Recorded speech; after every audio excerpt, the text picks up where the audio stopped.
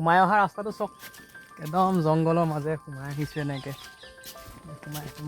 সোমাই আগলৈকে গৈ থাকিম কিমান দূৰ যাওঁ চাওঁ। মোৰ আগৰ ভিডিঅ'টো মানে টি টপ ইক' কেম্পৰ ভিডিঅ'টো আপোনালোকে নিশ্চয় চালে। নুমলীগড় বাবা থানৰ পাছফালৰ ৰাস্তাটোৱেদি সোমাই আহিলে প্ৰথমেই পাব টি য়াৰ্ড আৰু মই বৰ্তমান আছোঁ টি য়াৰ্ডতেই। বন্ধু আৰু মই পোনপ্ৰথমেই 50 টকাকৈ এণ্ট্ৰি ফিজ নিদিয়াকৈ খৰখেদাকৈ সোমাই আহিলোঁ। পাছত যেতিয়া আমি বন্ধু আৰু মই চাহ আৰু কফি অৰ্ডাৰ কৰিলোঁ তেতিয়াহে গম পালোঁ 50 টকাৰ এণ্ট্ৰি ফিজটো আমাৰ মাইনাছ কৰি দিয়া হ'ল। বাৰু যি কি নহওক টকৌ পাতেৰে বনোৱা ঘৰবিলাক একেবাৰে শীতল শীতল। জংঘলৰ মাজত এতিয়া আমি ইয়াত ৰেড টি খাম, কফি খাম।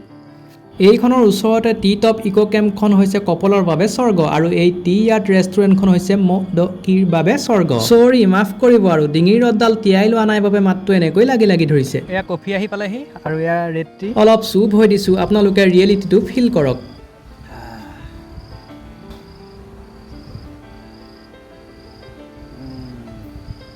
চাহ কাপ কিন্তু একেবাৰে সোৱাদযুক্ত। ৰ'ব এই ঘৰটো যে দেখিছে এইটো হৈছে পৰুৱাৰ ঘৰ আৰু এইডাল হৈছে সিহঁতৰ ৰোপৱে। গছৰ ওপৰত সিহঁতৰ বাসস্থান আৰু আহাৰ গ্ৰহণ কৰিবলৈ সিহঁতি ৰোপৱেদি অহা যোৱা কৰে। এতিয়া বিশ্বাস কৰিলে অকল আপোনাৰ মোৰে ঘৰ আছেনে পৰুৱাৰো ঘৰ আছে চাওক। দৈনন্দিন হুলস্থুলৰ পৰা হাত সাৰিবলৈ বিচাৰিছে যদি ইয়ালৈ আহক। দৃশ্যমান সেউজীয়া অঞ্চলত ৰাতিটোৰ বাবে শিবিৰ পাতক।